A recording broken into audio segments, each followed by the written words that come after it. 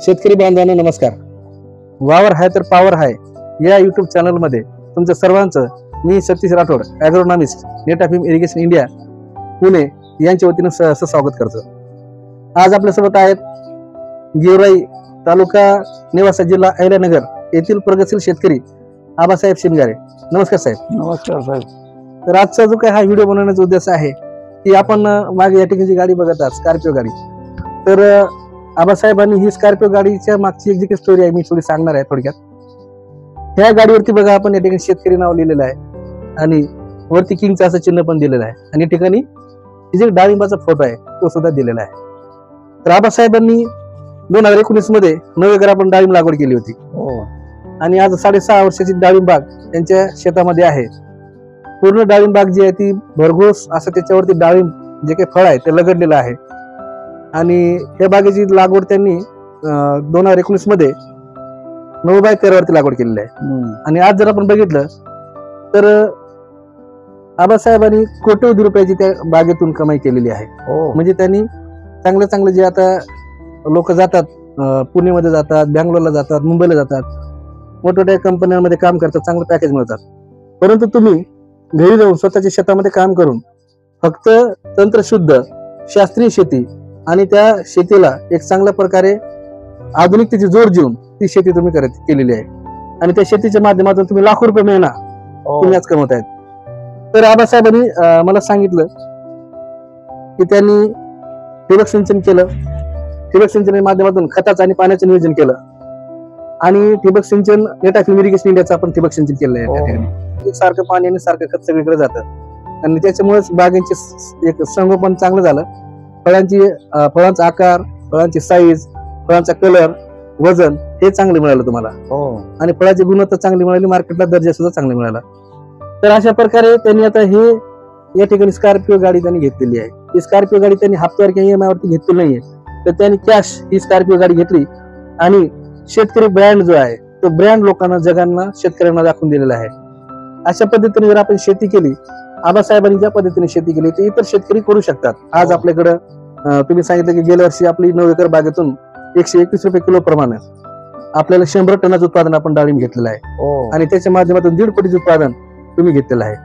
तर हे मराठवाड्याचे शेतकरी असतील, विदर्भाचे शेतकरी असतील, त्यांनी सुद्धा आपल्यासारखं आदर्श घेतलं पाहिजे, आपल्याकडून आदर्श घेतला पाहिजे आणि ते आदर्श घेऊन शेतीमध्ये उतरलं पाहिजे. आणि शेतीतून उतरलं तर ते सुद्धा स्वतः सुजलाम सुफलाम, सुखी समृद्ध आणि आर्थिक जीवनमान जे आहे ते त्यांचं उंचावू शकतात. 2 मिनिटं तुम्ही अशा शेतकऱ्यांसाठी काय संदेश द्याल? आता तुम्ही एवढी प्रगती केलेली आहे, करोडपती शेतकरी तुम्ही आहात, म्हणजे ब्रँड शेतकरी तुम्ही आहात, शेतकरी ब्रँड तुमचा आता हे जे काही बघतोय आपण, तर तुम्ही शेतकऱ्यांना काय सांगाल? शेतकऱ्यांनी ना त्याचा अनुभव घेतला पाहिजे.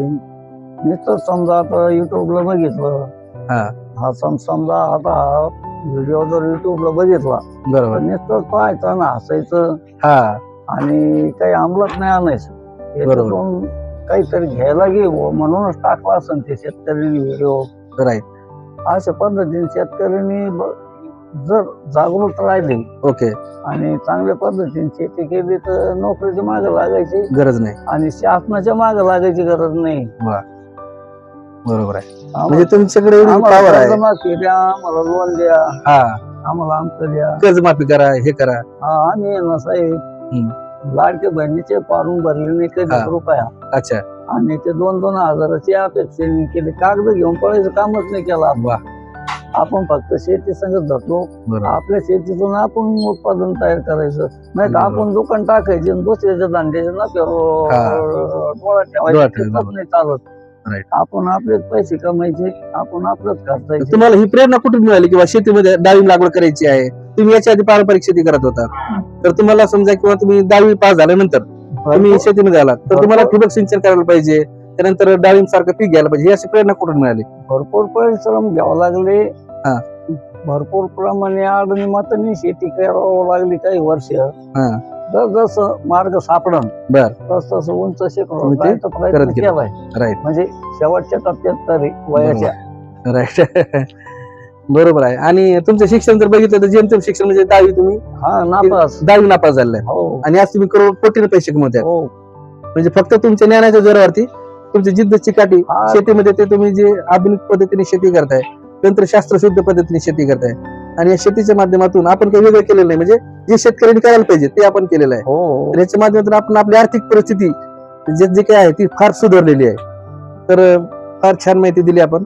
शेतकऱ्यांना निश्चितच तुमचा फायदा होईल. तुमचा जो अनुभव तुम्ही शेअर केला त्याबद्दल शेतकरी पण जागरूक होतील आणि आशा करतो की सर्व शेतकरी सुद्धा अशा पद्धतीने आपल्या शेतामध्ये प्रगती साधून निश्चितच त्यांचं जीवन मानून जातील. या ठिकाणी थांबतो. जय हिंद, जय जवान, जय किसान, जय कृषी तंत्रज्ञान. धन्यवाद.